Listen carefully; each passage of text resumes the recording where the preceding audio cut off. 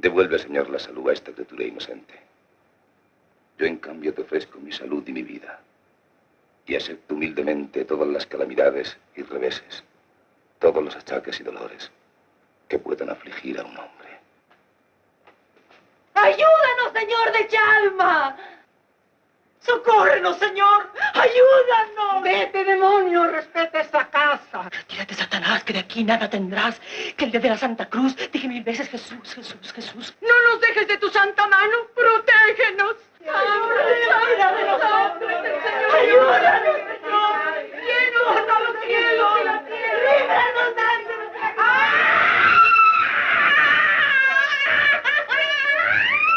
¡Santo, santo, santo! Padre nuestro que estás en los cielos, santificado sea tu nombre, vénganos tu reino, hágase, Señor, tu voluntad, así en la tierra como en el cielo. El pan nuestro de cada día, danos hoy, perdona, Señor, nuestras deudas, así como nosotros perdonamos a nuestros deudores, y no nos dejes caer en tentación, mas líbranos y guárdanos de todo mal. Amén. Padre nuestro que estás en los cielos, santificado sea tu nombre, vénganos tu reino, hágase, Señor, tu voluntad, así en la tierra como en el cielo. El pan nuestro de cada día.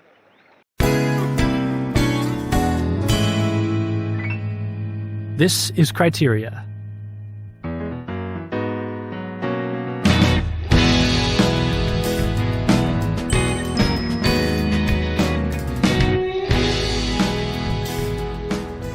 Hello, everyone. Welcome back to Criteria. I'm Thomas Miras, and I'm here with my co-host, James Mayevsky. Hello, James. Hi, everybody. And we are back with one of our beloved guests, a film scholar and a lecturer in film studies at California State University, Northridge, Maria Elena de las Carreras. Welcome back, Maria Elena. Thank you so much for inviting me. It's always a lot of fun to be able to talk about film. Well, I remember after we recorded our previous episode with you where we discussed Decalogue 5, James said, she's kind of like the ideal guest because she has all of this knowledge that she's bringing to the table and very, very well thought out, articulated positions, but also very able to respond spontaneously in discussion in the moment. So ideally you want both. You don't want just a film scholar who's going to dump a load of information on you without participating in the conversation. And you don't want someone who is able to participate in a conversation but not able to have any intelligently articulated thoughts, and you have both, so that's great. Thank you for the compliment, and it's called 40 years in the teaching trenches. Oh yeah, that makes sense. Well, another good thing about the last time we recorded talking about Decalogue 5 and a short film about killing was that I remember on watching that film for the first time, I wasn't so certain about my response to it, and I think that maybe my knee-jerk reaction was to be a little more critical than I ended up being when we talked about it. And our conversation really helped me to see some of the film's strengths that I wasn't exactly picking up on right away. I'm hoping that a similar thing will happen here because we're talking about a movie that I think is probably for me the most challenging of the films that we've watched on the list so far. Yeah. Do you want to introduce the film, Thomas? Okay, so on the Vatican film list in the category of religion, Luis Buñuel's 1959 film Nazarin. Buñuel was a Spanish filmmaker working in Mexico at the time, so this is a Mexican production. And it's an interesting inclusion on the Vatican film list because Buñuel was known as kind of an apostate, anti-Catholic filmmaker in many of his films, and this one is no exception in that it is a critique of the value of the religious life. Nazarin is about a priest, Father Nazario, who is basically he's kind of like the ideal priest in a way. He's very. I describe him as a totally by the book priest, by the book modern priest. He's not superstitious. He's not overly rationalistic. He goes straight down the middle. He's lives a life of asceticism and renunciation. He serves the poor. He allows people to steal from him and beat him and turns the other cheek. And the film kind of shows his misadventures with two women in yeah, particular two who women kind of end up becoming his followers, his Right. disciples, sort of. two prostitutes who are the only people who want anything to do with him, essentially, Yeah. in the film. And the film kind of questions whether he actually does any good in the end, regardless of the fact that on paper he is, an example of religion doing what it claims to, being what it claims to be. Right. So Maria Elena, maybe you can tell us a little bit about the background of this filmmaker, because I have never seen any of his other works before. It's an interesting question. The first thing to understand is that Buñuel was Spanish, born in 1900 in Aragon, in the center east of Spain, a very harsh land, the land of Goya, the land of artists that have sometimes a depiction of Spain as we would call La España Negra, dark Spain, black Spain. Buñuel belonged to a family that was well-to-do, that were landowners, lived in the countryside, and then moved when he was 7 or 8 to Zaragoza. He attended Catholic schools, 8 years with the Jesuits, and that shaped his world. At age 18, 19, he moves from Zaragoza, conservative, steeped in the post-Tridentine church, so to speak. He moves to Madrid. We're talking the 1920s, the center of fervor, intellectual enthusiasm, and the idea that Spain had to become modern. So there's a huge shock between his provincial background, conservative, traditionally Catholic, and this world that he sees in Madrid. He studies engineering for a while. He becomes, by 1924, he has a degree in history, and he moves to Paris, at the time, and still today, in many ways, the center of intellectual effervescence. There, he becomes, or toys with Dadaist ideas and with surrealism. And his first two films are emblematic of this artistic experimentation. And he makes them in the company of Salvador Dalí, his buddy from Madrid and in Paris. He makes them as sort of torches against his background. Yeah, the only film of Dalí- Buñuel's that I had seen before watching this one was Un Chien Andalou, and I really didn't know anything about him at that point, and I really didn't learn anything about him since. So he's kind of been this enigmatic figure in my mind. So it was very interesting for me to watch this movie, knowing nothing else about him except that film, that short film, which at the time that I had watched it, this was in art school, and my professor had done nothing to prepare us for this. So I went into it completely unknowing, and it's quite shocking, to say the least. If you want to think of the career of Louis Buñuel, it begins with that eye slit by a razor in Un Chien Andalou, 1928, and his last film, I'll tell you the title of his last film in a minute. The last image of that film is the brigade of the infant Jesus setting up a bomb in a Paris mall. The Phantom of Liberty. No, it's not the Phantom of Liberty. I'll tell you the name in a minute. So his whole career is bracketed by a desire to shock, by his roots in surrealism, psychoanalysis, all these experiences that he saw and lived in the 1920s, and deeply shaped by his family social background. So Un Chien Andalou, it's an attempt to put dreams on the screen. So it's the anti-Hollywood classic narrative. It's a succession of images that end up telling a story that has no characters and has no plot. But what it has is a brutal critique of what Buñuel and the surrealists and Dadaists consider stifle the individual, the institutions of the society, marriage, the family, the military, the aristocracy, wealth. So his films always have been a protest against, in quotes, the establishment. We should make a distinction, though, between calling Buñuel anti-Catholic and anti-clerical. In many ways, and I think you can see this in the films, Buñuel never left the church per se, even though he proclaimed himself an atheist. Buñuel is anti-clerical. Buñuel considers himself an atheist, thanks God. And even the last line in the film Nazarin is he hesitates at first to receive the pineapple from the humble woman who wants to help him. And he says in Spanish, Dios se lo pague.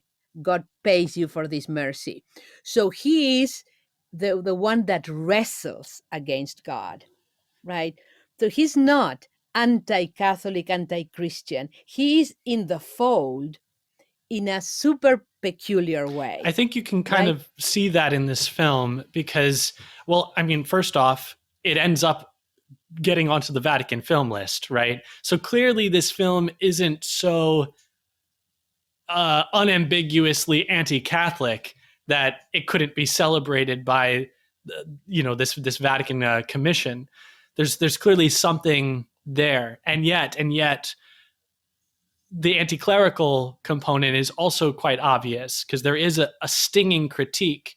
Now, I guess, for me, the question is where that balance is. Is it really so? Does it end up in the final analysis really being so sympathetic to religion? The first question to be addressed in many ways is the inclusion of the film in the 15 titles important for the religious values. It's interesting to notice, too, that Robert Bresson's Diary of a Country Priest of the 1950s doesn't make the list. And it's a very similar film, but ultimately is the reaffirmation of the mystery of grace, right? So it is that final line of Diary of a Country Priest, tout est grâce, everything is grace. Right. In the end of Nazarin, what we have is the moving out of the transcendent, the religious, the spiritual sphere into the human side of things. This is, I totally agree with you. It's ultimately a humanistic film. Exactly right. But the emphasis is not on the humanistic side. The emphasis is in this rage against Catholicism, or the Catholicism of Buñuel's era, the way he learned it. It's the Catholicism of a God of sort of an Old Testament, very rational, meting out justice and this and that. Mm-hmm. And that's the rebellion of Buñuel. So in other films of this religious connotation, like Simón del Desierto, Simon of the Desert, and Viridiana, we have a similar pattern. It's the abandonment of the Catholic reference mindset, jettisoning it at the end as a result of a crisis, and then going with the human. But the human is almost like an afterthought. It's not what it set out to be.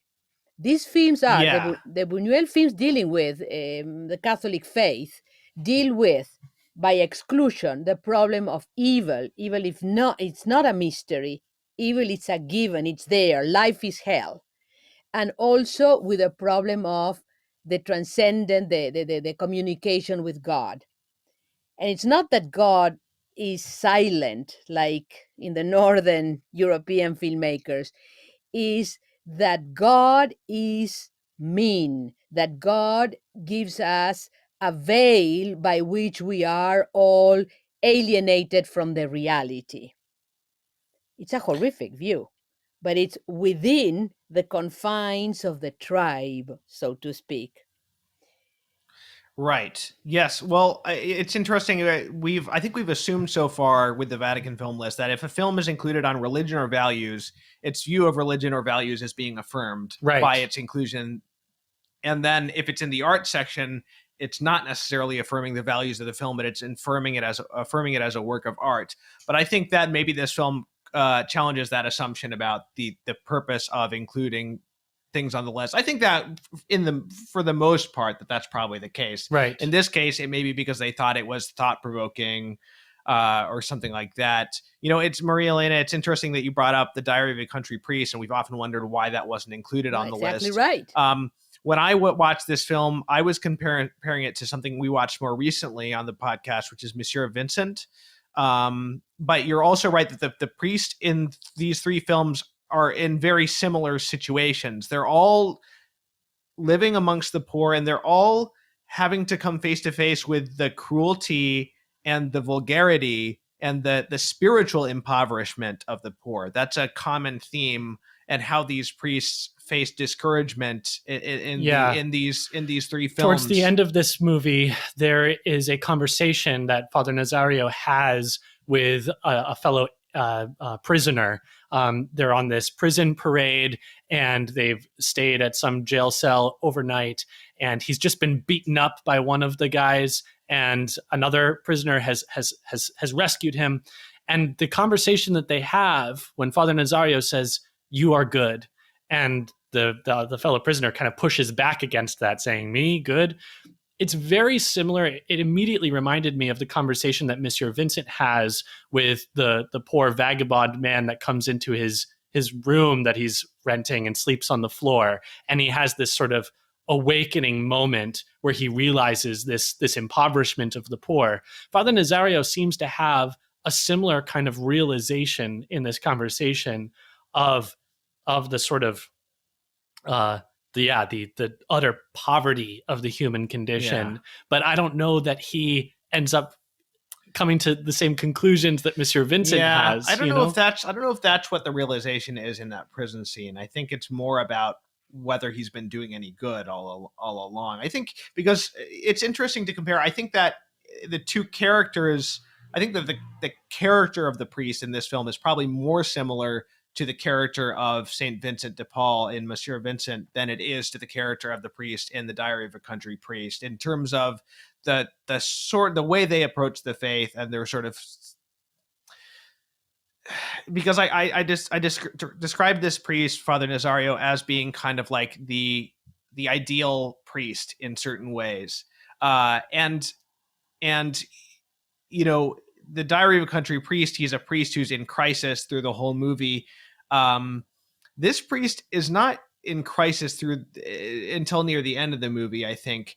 And then Saint Vincent in Monsieur Vincent is he's kind of similar. He's very ascetical. He is challenged to go deeper in certain ways throughout the film, as we discussed in our episode on that. But they are both much more sort of confident, more outgoing, more able to deal with people than the priest in the Diary of a Country Priest, who mostly can just deal with people with silence and sad looks, this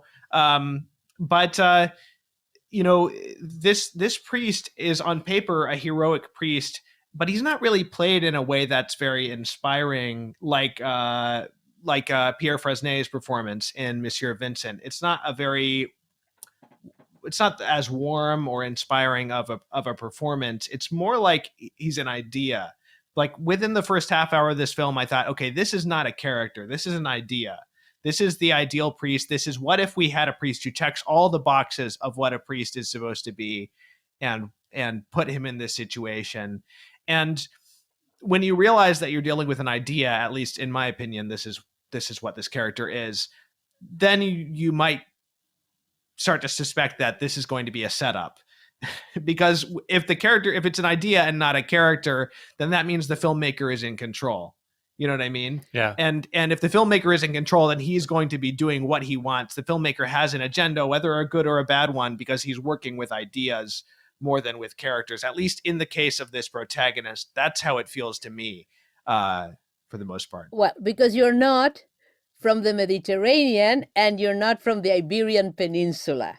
The layer there that a Spaniard or a Hispanic would, I hope, catch on right away is that the character Nazario is Don Quixote.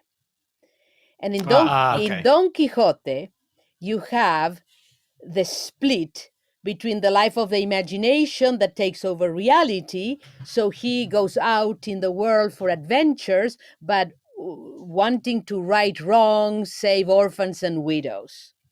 And when he sees these windmills in the very real landscape of La Mancha, south of Madrid, what he's really seeing is giants.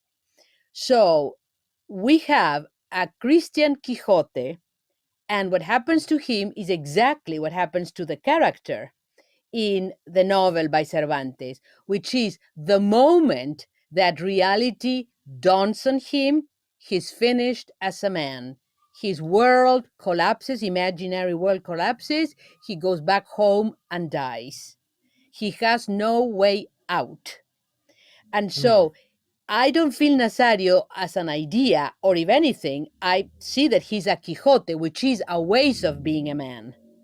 And so at the end, he has nowhere to go. That's why Buñuel really sets up the film as the Holy Week, minus the resurrection, which is why it's so stunning. And in order for you to get that, ultimately, aesthetically, is that he brings up an 18th century custom in Calanda, Aragon, where he was born, which is the playing of drums for 24 hours from Friday, Good Friday to Holy Saturday before the resurrection. And so he's signaling in that last walk that it's really the crucifixion, because you hear in a non-diegetic manner, has nothing to do. So when you're slightly immersed in the customs of these very vivid folk customs of Spanish villages, and I have, my family is from Spain and not that far from Calanda in a number of ways, it's a world that's very physical, very real, may take place in Mexico, but there's nothing really Mexican about this film, nothing, right? Like within Los Olvidados, his first major film in Mexico, it's really a continuation of the documentary Las Urdes, a political social documentary, and it's really a portrait of a Spain that has been left behind. He sets Los Olvidados in the slums of Mexico City, but it's completely sort of universal. It's outside of the folk of Mexicanness, so to speak. Yeah. So one can see Nazario as an idea, therefore he lacks flesh. But if your point of entry is El Quixote, the man who dreams unreal things, whose fantasy prevails in the shaping of reality, then it makes sense. He's completely in the hands of these concepts. In this case, what is a Christian follower?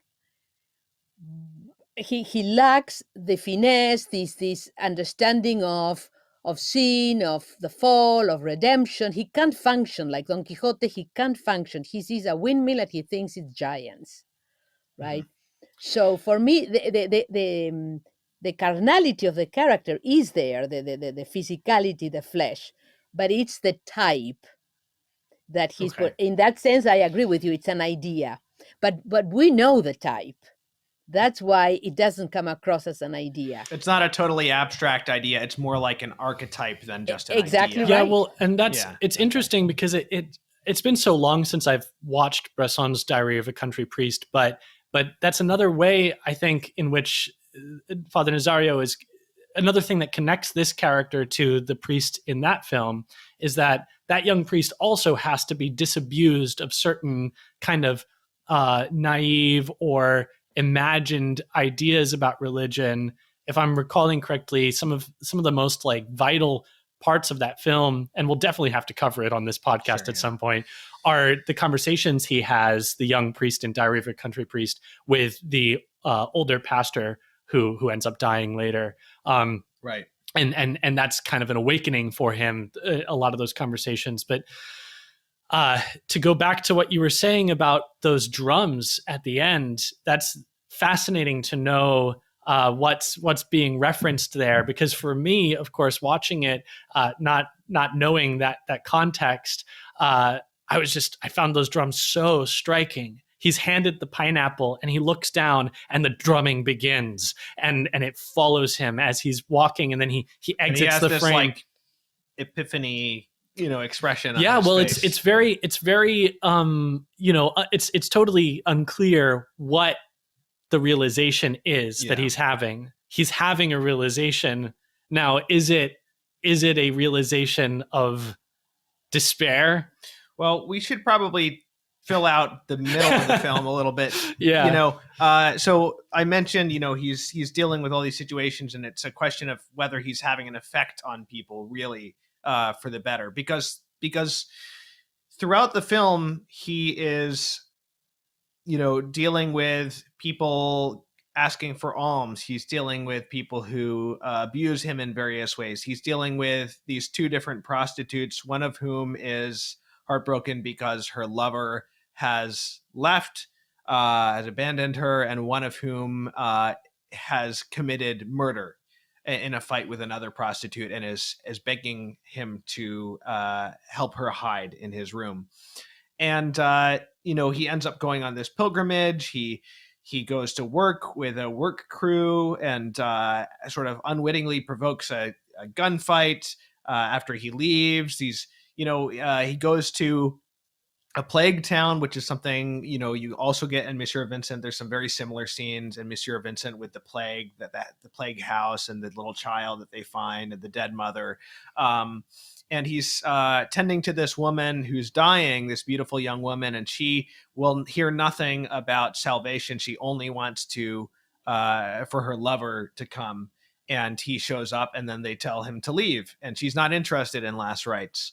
And so even his devoted followers seem to not understand what he says. They're highly superstitious. There's a scene where they ask him to heal this young boy who's sick, and everybody's wailing and crying and behaving in a very unbecoming way, and saying all these superstitious things mixed in with Catholic prayers, and so it's sort of disturbing. Like, nobody actually gets what he's saying. And then these women who follow him also, there's reasons to believe that in one case, the prostitute who had been a murderer, she hasn't given up her angry ways. And then the other prostitute who was the more, who might in the film be the character like the Mary Magdalene character, or the character who you think of as the most pliable disciple for him, has her own realization that maybe her interest in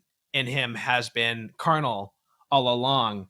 Actually, that's, for me, the scene where he's in the prison and the guy says, we're both, you're good and I'm evil, and neither of us is good for anything. And he has this crisis. That wasn't as striking. I didn't buy it as much as I bought this scene where she's back with her mother, and her mother says, you're interested, you love him like you love a man. And she just loses it. She just becomes hysterical. And at this sudden realization, oh, maybe I am actually attracted to him, physically as well. And of course, she shouldn't then conclude that there's nothing spiritual about her attraction to him. But that's sort of where it goes, is that she ends up going back with her old lover in despair. Yeah. That she realized she hasn't moved, the film seems to be saying she actually hasn't moved a centimeter from where she had been before. Yeah. And that is, for me, that was a very compelling scene, is that moment of horror for her when she realizes, but another film could have taken that in a very different direction, of like purification, of self-knowledge, things like that. But the reason I said that is this film feels like a setup is because the only reason that he doesn't have an effect on people, that he doesn't change people's on a deeper level, is because Buñuel decided that he wouldn't, so this is the story that Buñuel wants to tell. And any cynic could could tell such a story, but anybody who has experience of religious life knows that people actually can and do change. And so that's where I feel like, even though this film is sometimes held up as like a really fair and honest challenge of religion, because he's not portraying a priest who's totally corrupt and hypocritical and things like that, I still feel like it's somewhat cheap at the end of the day to just make it how you want to see it, which is that nobody really changes. Everybody is evil, and the only thing is these moments of human kindness that don't amount to much, like the giving of the pineapple. Buñuel has an axe to grind, has a torch that he wants to throw into that bulwark that in Spain in the early 1900s and until basically the Second Vatican Council is the church, the post-Tridentine church, the church as a fortress. So he takes the narrative of the gospel. The two women on the one level are the followers of Christ, the friends of Christ, but on the other level, Buñuel is also attacking an idea of womanhood in the Spanish Hispanic culture, because the two women are not the same. One has been seduced and taken to Mexico City by this macho man. The critique that Buñuel also held of, men that consider themselves the paragons of social standing or virtue. And the other one is truly a prostitute. So of the two poles of womanhood, the virgin and the whore, he's criticizing destroying both of them without any it should be clarified regret. that so they're not both prostitutes. I guess that was my mistake. One of them is clearly a prostitute because we find her at the beginning all made up and dolled up, and she's hanging out with the other prostitutes. The other one is fallen much more woman, a good fallen woman. Right. That's right. Yeah, and she's been abandoned by her lover, and the first thing we see of her is that she's trying to kill herself. So she's called hussy, but she's not called public in the way that the other one, who really is a prostitute, is constantly put down. So the other figures that are also wings of the eye to the gospel are the dwarf and people that are deformed, that are blind, that can, the margins of the society. So what happens to them is exactly the opposite with Nazario that would happen with Christ. Nazario is ineffectual. He can't function. He can't, like Don Quixote. This is Don Quixote. Don Quixote could not help anyone. He made matters worse. So the pattern is very clear. The margin, those at the margin of the society are really all those that have ultimately at the human level the potential of being truly human outside of any transcendence. Because the dwarf is an interesting figure, and the blind. He's my favorite. He's the most interesting character in the film for me. Oh, it's heartbreaking, and it's What's heartbreaking. His name? Ugo. What is his name? Ujo? Yes. Yeah. Ugo or Ujo, depending on the pronunciation. Because he's the only one capable of really selflessly loving. I love you in spite of what you are, right? So he and the merchant woman with the pineapple at the end are the true embodiments of a gospel understood in purely human terms. Buñuel had an agenda, and as absolutely is the agenda of the guerrilla fighter who has an ideology shaping everything he does. Right? It's a sort of a vitalist agenda. It's not an agenda born out of in intellectual terms. Buñuel was really an artist. He had these intuitions. He wants to show us what the plague is, and there is a stunning moment where we see a little girl walking alone in the village with a little blanket that she's trailing. So in Buñuel, everything is visual. I wouldn't be looking for the development of ideas. That's the key thing, I think, with Buñuel. It's all exhibitionism, is all from surrealism and Dada, épater le bourgeois. kick the bourgeois, the forces of society in what hurts them the most, which is ridicule and criticism. He is a vital fighter reacting to an upbringing, to a way of understanding things, again, to a Catholicism that had been in place since the Council of Trent, so to speak, right? This post-Tridentine church based on an understanding of things that is sometimes more rational than fideist. So on the one hand, he sees the folk approach to religious practices like the drums of Calanda, the popular devotions, which are phenomenal.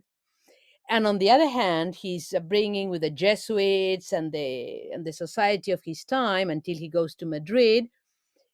It's another way of teaching religion. And I've seen this growing up in Argentina in the generation of my parents and grandparents. My grandfather was also born in 1900, so I have always equated him to the generation of Buñuel. It's an approach to the life of faith devoid of mystery and compassion. And so Buñuel rebels against that within these constrictions of the tribe, so to speak. He doesn't leave, even though he says he leaves, but he's always an atheist, thanks God, right? So that is the core. That's a quote. That's something that he said, yes. Yeah, many times. Yeah. So that's at the core of his personality, the fight, the rebellion against ideas of his youth and his early childhood and adolescence, when he loses the faith at age 14. And he says in his memoirs, the loss of faith was replaced by a very strong sense of death, also very Spanish. So his mindset is stuck in a historical period in the life of the church in Spain. In many So I ways. guess one of the big questions for me is, like, it's clear to me that Buñuel is criticizing the clergy. He's criticizing the Catholic faith in the film. He is replacing it with a sort of a humanistic approach. But the question for me is, like, for example, in the film Silence by Scorsese, something that James and I have discussed is that even if the film ultimately intends to affirm apostasy, you can look at that priest and his faults and actually, from a Catholic spiritual perspective, see the spiritual faults that he had that led him to fall, and the pride that he had and the sort of condescension that he had. And so the question for me is, because I described this being like the ideal priest on paper, is he actually in the film moment, in the whole film leading up to this fall at the end, is he actually not such an ideal priest? Are there things we can point to in his spiritual approach that are faulty, even if we don't agree with that Buñuel, that it's a sort of a decisive critique of religion? Are there things where we could say, if this priest had done things differently, maybe he would have changed hearts? You may begin thinking that we are dealing with an ideal priest because he embodies all the characteristics of a good priest, you know, the imitatio Christis, so to speak, right? But ultimately, what you see is what seems to have happened in Buñuel, which is that the teachings did not take on or did not have roots, good roots. He was unable to see reality. He was unable to see that people are not all good and all bad. So when he was that crisis, the jolt is that conversation with the, in quotes, the good thief of the day of the crucifixion. It's the opposite of you'll see me in paradise. It's whatever you do and whatever I do is worthless. Makes no difference. So at every single point of this analogy with the Holy Week minus the resurrection is a commentary undermining in the opposite side of the gospel meaning. That's why it's so horrific, because nothing works. So the jolt he has with that conversation triggers an immediate crisis. And the last thing that we see is him saying to the woman, I cannot accept this. And he thinks it's over super quick, and he accepts this gift in the name of humanity. So Buñuel is working out, if you want to be psychoanalytic, a conflict that happened to him, a very imaginative, athletic, vital young man that couldn't quite reconcile teachings that were very methodical, very harsh, without, we may say, the milk of human kindness. Could you point to an example in the film leading up to the ending of a specific example of this priest not quite understanding things properly? Oh, you see it right from the beginning, that his mind, that it's not a human reaction to say, well, let myself be robbed of everything. I don't know where my next meal is coming. He doesn't function in reality. And nowhere, Christ says, you have to function ideally in a fantasy. His lack of realism is obvious from the beginning, and we can see that it's ridiculous, which is what Buñuel wants to have us think, ridiculous. I think there does seem to me to be, I don't know that I can articulate it very well, but there does seem to me to be a difference between Father Nazario and St. Francis of Assisi, who also appears ridiculous, but who also, I think, would have exercised more prudence or wisdom in his radical commitment to poverty and to trust. Like, there just seems to be something missing from the beginning with Father Nazario, such that I'm not really inspired when I see him. Sometimes I am, sometimes it goes through and you can see, man, yes, this is a man of principle. Particularly when he gets outraged and he defends the Blessed Sacrament, or he rebukes somebody. But at other times you kind of just put your head into your palm and think, yeah, this guy is clueless. He's chastised a couple of times by other priests, and you don't feel entirely unsympathetic to their position when they say, listen, man, you're nuts. The way that you're behaving is reflecting poorly on the church that you claim to love and obey. And it's like, well, yeah, maybe a little bit, you know? I wonder if, I guess one reason I asked that question is I wonder if Buñuel is saying that this priest is lacking something even from a Catholic perspective, or if Buñuel himself thinks that this is the ideal priest, and the ideal priest is ridiculous in these ways, and I suspect it's the latter. I think that Buñuel maybe it does. You don't think so? No. First off, Buñuel, you read his memoir, My Last Sigh, and there's a terrific study of his work based on interviews done by a Jesuit. So Buñuel had always mixed feelings. He kept up with his friends in the Jesuits. He visited them. He had a Dominican priest as friend of his in Mexico.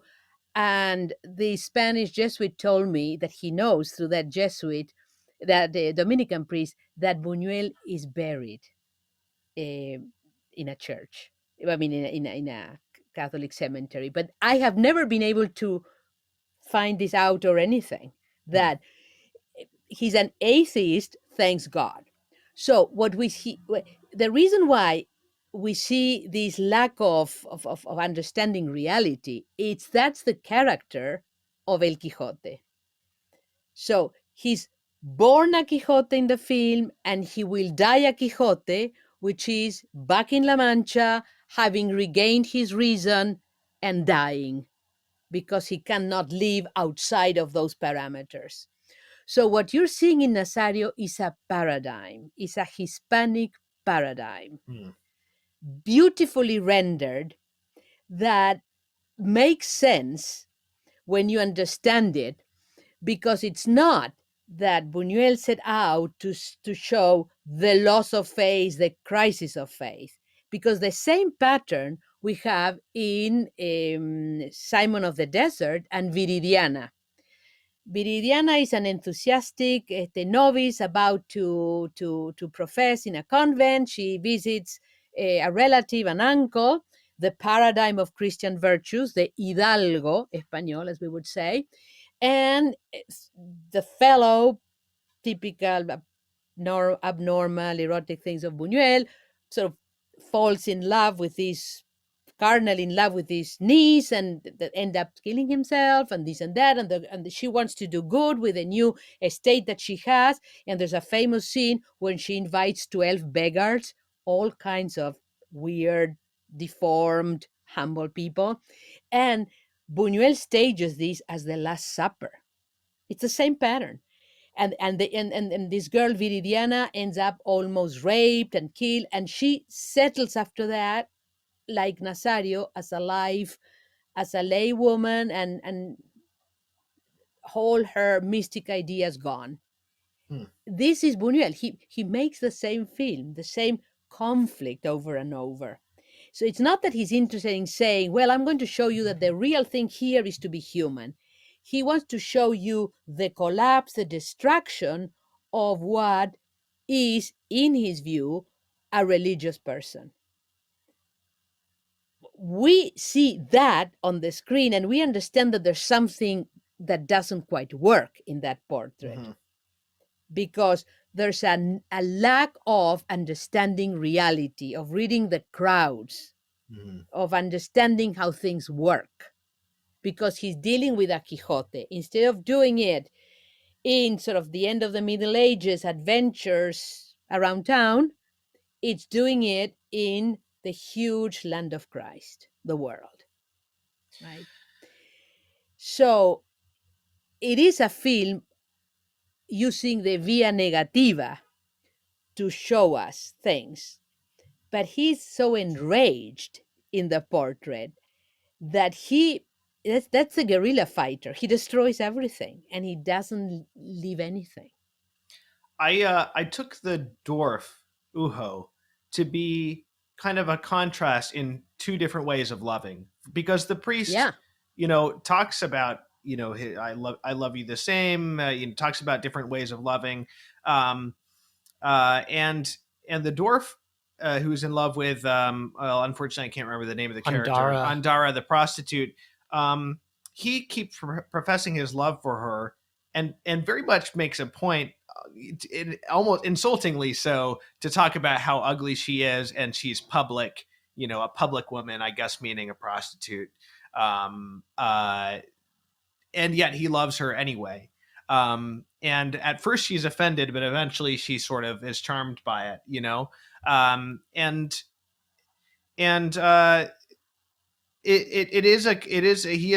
is a lovable character, and it is sort of a counterpoint in human love, but it's also, in its own way, a sort of doomed love. Because, as you said, it's not about the problem of evil, but it's that evil is just a given and life is hell, I think is what you said. So his love is still somewhat grotesque. It doesn't really have the power of transforming someone from an ugly public person into a beautiful private person, or whatever the opposite would be.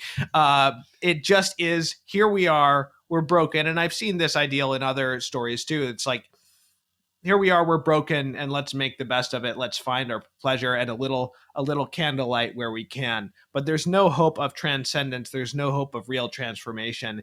It's two fundamentally broken people, being able to touch fingers on some level. Which in a way also happens to the other female character, who is the beautiful private person, but who is going off with this kind of terrible man who has mistreated her. Right. But we get the sense that, okay, now they're going to go and build a life together. Well, no, it's the mother that forces her, the man that forces her. It's again the weight of the institutions of the society that are setting her on that. She may have been confused or not about the feelings for the priest, but she's not her own agent, right? It's once again Buñuel is telling you the establishment is out there to destroy you. Well, and it's what takes Uho and Andara apart as she's marched away by the police. No, exactly right. So Buñuel is not saying, if you embrace this humanistic ideal, the world would be a much better place. No. He's just He's saying, dynamiting. this is all we have. He's dynamiting. Yeah. He doesn't leave anything. That's why the films of Buñuel ultimately are films of despair. Because there's And so do we think that that's where Father Nazario ends up at the end, in despair? Buñuel, has he just get a little bit of something, a little bit of consolation, but he acknowledges he's powerless to change anything and that he is a failure. It's exactly the Quixote approach. Once you recover your reason, you understand that you can no longer live. So why does he take the fruit at the end? Why does he change his mind? Because it's that journey from realizing that the transcendent is all a story, a myth, doesn't exist. And the only thing that we have left is the gesture among people, of a person with another person.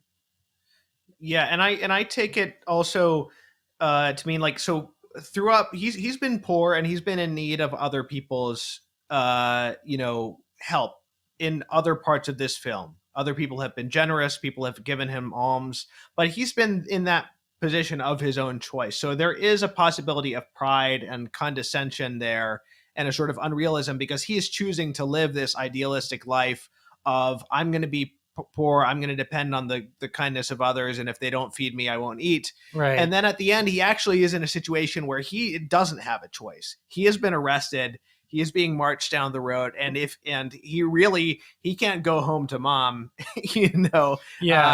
There's nothing he can do except he truly is dependent now. So there is sort of a humbling that happens, but it's the humbling of, it's a cynical humbling of accepting the human because the supernatural is not going to get you anywhere. Yeah, I mean, I maybe this is me sort of being in denial or looking at this through rose-colored lenses, but I feel like there's space at the end to view this climactic moment, this climactic gesture of the woman giving him the pineapple, which is itself, a very, extravagant and this is a luxurious fruit. Mm-hmm. It's not just an apple, or it's a pineapple. Yeah. That there's somehow. It's also kind of an absurd fruit, though. Yeah. Well, I No, it's true, but he's showing you that the space is minimal for anything, and he doesn't give you any hint that things will improve if you bring the framework of the Quixote. But he's also giving a final stab to the character by pointing out exactly right what you're saying is the pride. In many ways, He was smug. He was happy with himself that he was not virtue signaling, but he was the one that was following strictly the letter. Right. Right. And right. the only one I see this.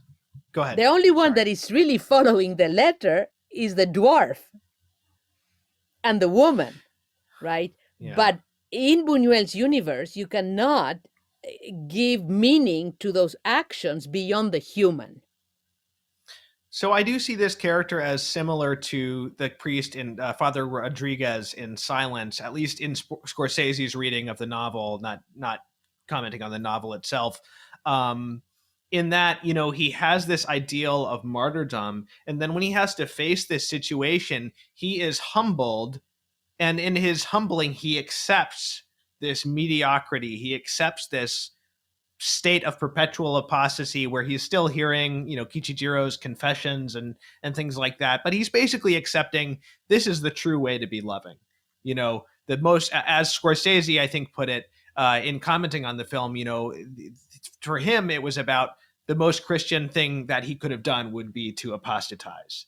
And so I think that in this situation, yes, the priest is being humbled, but it is from the atheist perspective of, you have to come down to earth from the supernatural. And a humble person would realize that this is all we have, because at first he's rebelling against taking the pineapple because he hasn't quite accepted. He's like, no, I've lost the supernatural, and there's no real love, and there's nothing.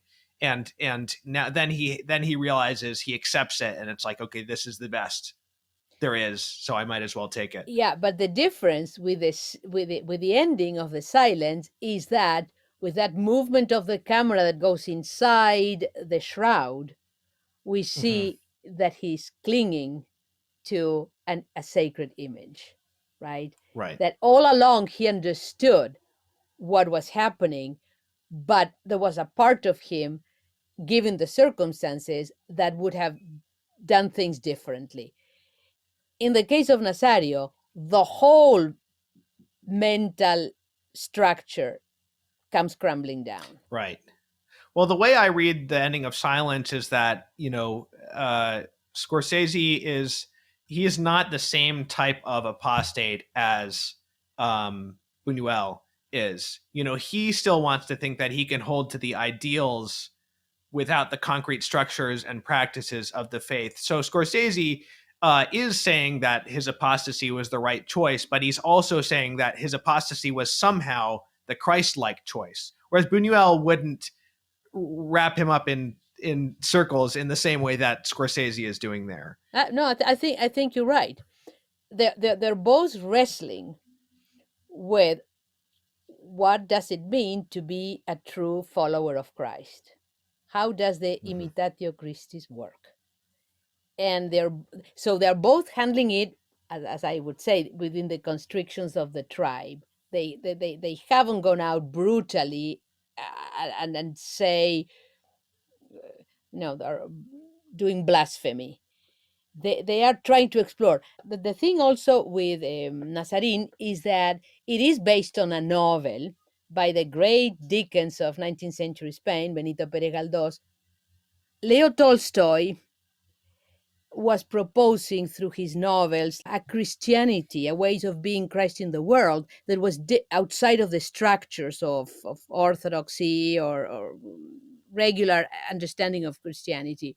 So in many ways, Galdós was shaped in these novels of maturity by this understanding that the strictures of the Catholic Church in Spain were not the framework to live. But he wasn't discarding the whole system. He was just showing the complexities of functioning a little bit outside of these constrictions, and he was showing us ambiguities. It may be a stretch to think that Buñuel is being ambiguous, but I think he is. He's both saying that the Christian ideals are quixotic, and he's also saying this is all we have. And if we don't save men, we're not saving ourselves. But he's not dwelling on this ending, on this end of the journey.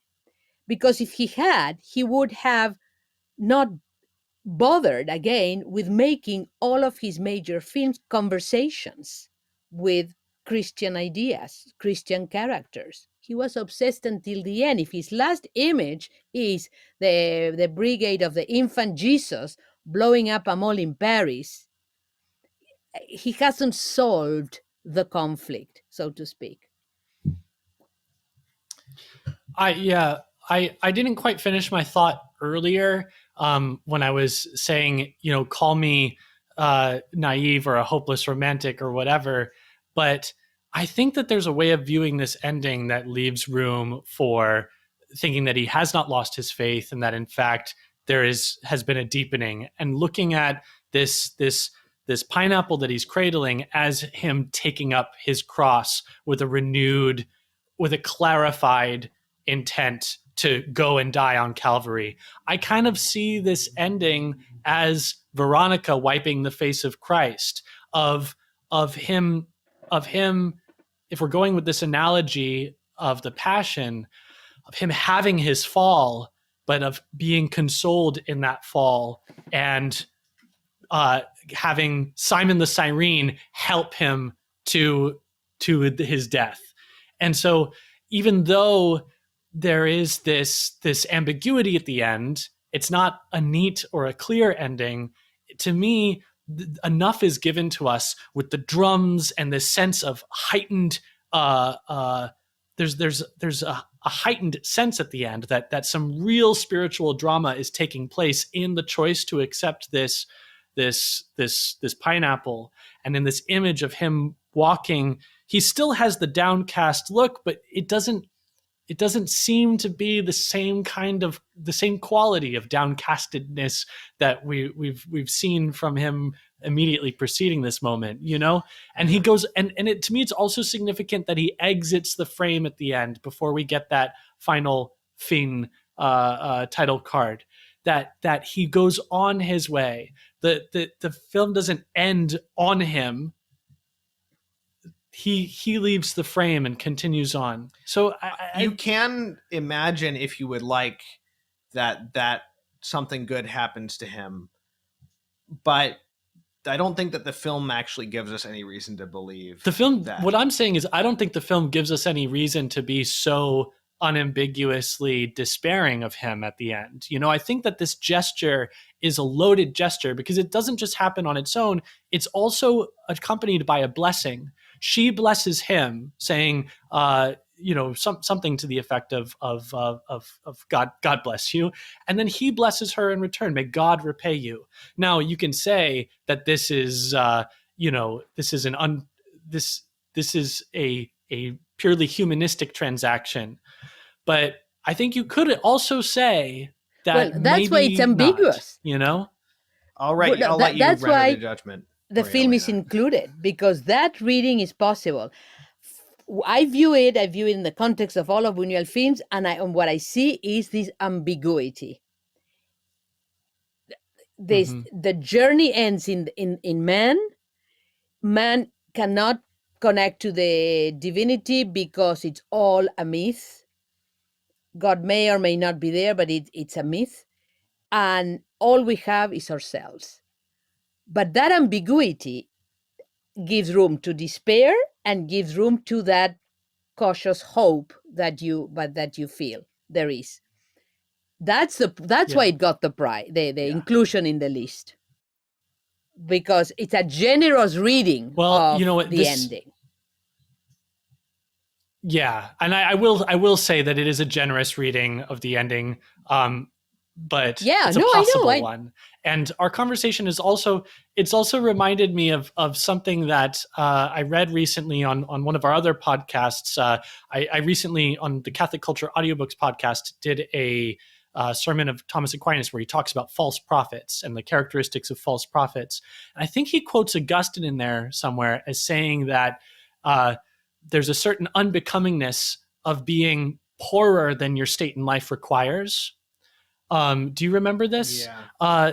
That we were talking about this aspect of pride, that one can be proud even in their penance or even in their poverty. Yeah. And I think that this... He says that you shouldn't be like ostentatiously poor in how you dress and how you eat and stuff. If your state in life, something else would render you more invisible, so to speak, in your state in life. Right. And so, I wonder if Father Nazario isn't guilty of that Buñuel is to some saying degree. that. It's showing you that. That's exactly what he's showing. Yeah.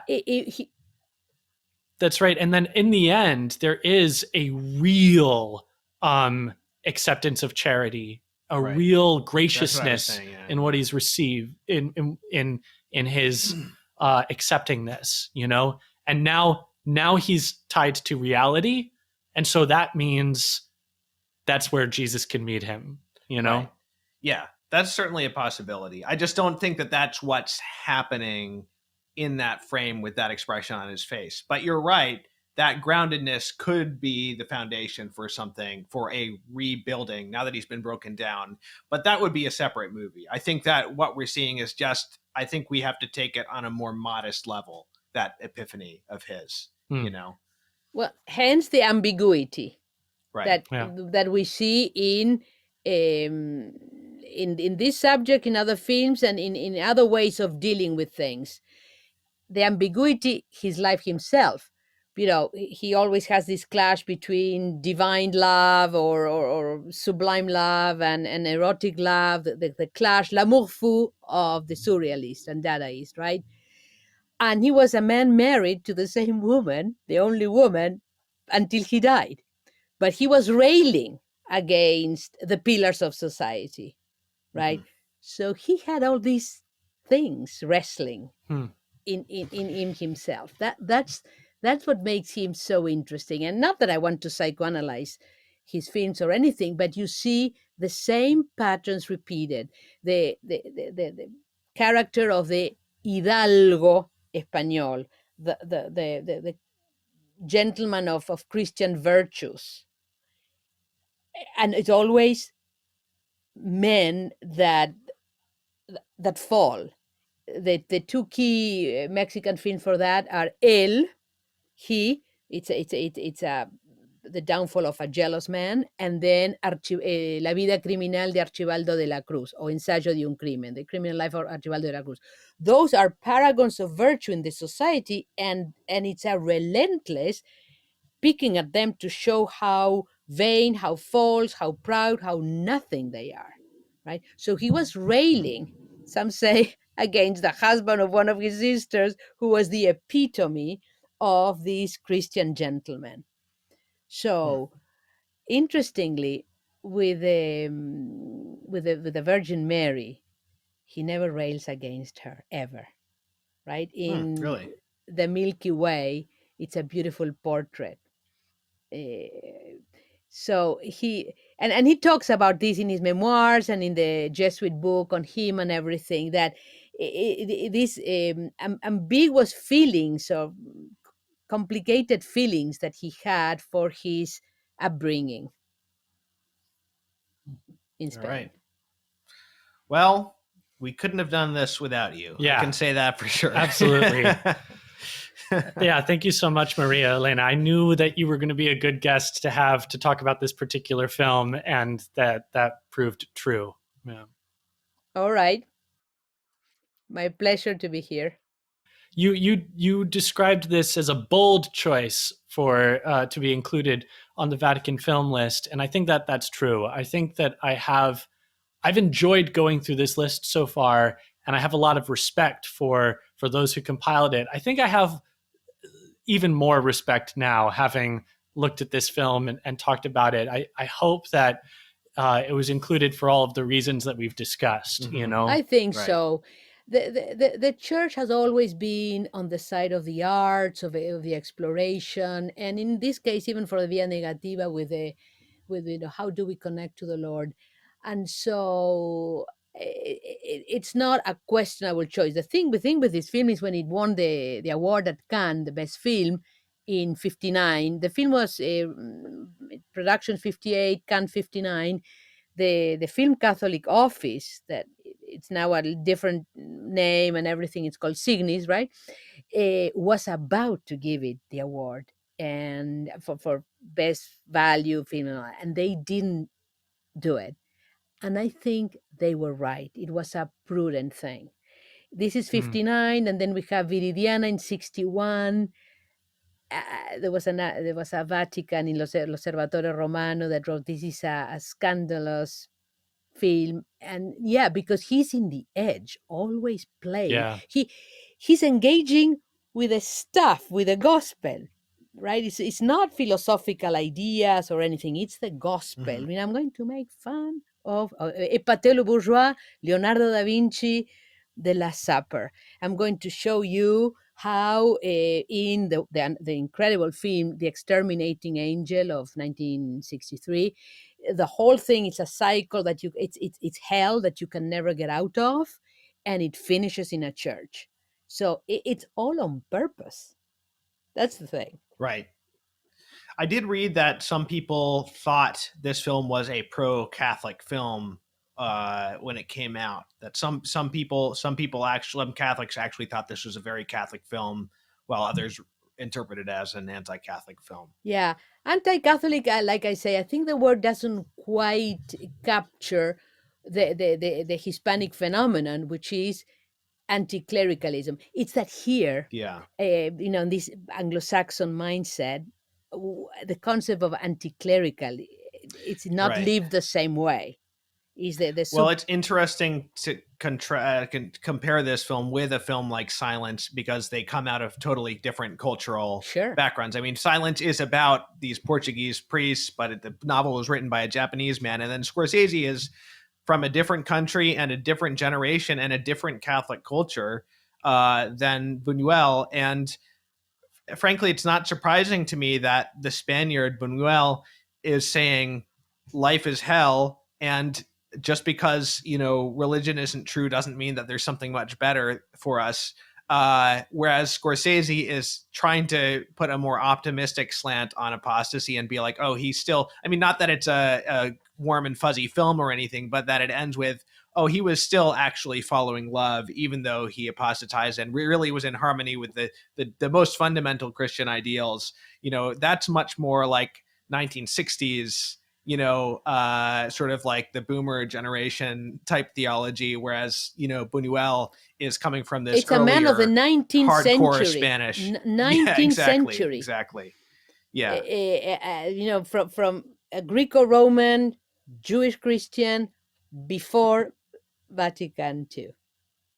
In a number of ways. Right. So it's not so surprising to me that Scorsese would handle that subject matter, or Shusaku Endo for that matter, would handle that subject matter with a different upshot. Yeah. Mm-hmm. Right. Yeah, fascinating. I think it's interesting too that in the course of talking about this film, we've brought in all of these other movies about priests. It really does seem to dialogue quite nicely with these different films. And one film that I kept thinking about as I was watching this movie and that we didn't touch on is Leon Morin, Priest. I think that there's a lot of parallels there, but we may have to save when you're dealing with the priest and priestly archetypes, there are all these resonances with these different films, especially if you're dealing with a movie about a priest having a crisis of faith. Yeah. Well, in Leon Morin, Priest in particular, there is this, quite ideal priest, kind of a scandalous figure in his radical adherence to the gospel, who also is played by a very attractive young actor, and ends up being sort of followed by these women who are enamored of him. But yeah, again, maybe we'll cover that movie. A movie about a priest that one should talk about briefly, at least, is the 1948 John Ford, The Fugitive, based on The Power and the Glory, the Graham Greene novel, because that's an enormous switch from the novel, but it's a Christ that doesn't, a priest that doesn't lose the faith, but accepts to become a martyr. And so Ford wasn't questioning anything. If there was any crisis, was how do I have to be like Christ until the bitter end? It's a beautiful film with Henry Fonda. And interestingly, it was shot in Mexico, 1948, the same cinematographer, and we haven't discussed this, of Nazarin, Gabriel Figueroa, who had his training in the US under Greg Toland and understood how to work with black and white. So when you see The Fugitive and you see Nazarin, there are interesting things being shown of Mexico. The same. Well, Maria Elena, while we have you here, why do you think they didn't include The Diary of a Country Priest on the Vatican film list? I have never been able to know who was in that commission. I know. I got an email from the head of the Vatican Film Library recently, and she gave me, I don't think a complete list, but she listed 6 or 7 people for me. So I actually have a list of names that I can send you if you're interested of people who were on the committee. Sure, Yeah. they may have thought that the French were overly represented. Who knows? Ah. Who knows? Yeah, there's not a lot of Spanish films, just period. In the like, if I go on the Criterion Channel, there's so many fewer Spanish films than Sure. And Buñuel is a towering figure. The interesting thing, of course, with Buñuel is he was completely, in quotes, transnational. He begins to make films in France, then Spain, then Mexico, and then France again. And he made the same type of film, whether it was, as he said, películas alimenticias, films that he had to make so that he could and his family could eat, or this personal project. The vision, regardless of nationality and funding, is nothing short of stunning. Always. So I don't know if you haven't read his memoirs, My Last Sigh, though, the 1983, right after he died, they are very, very interesting. All right.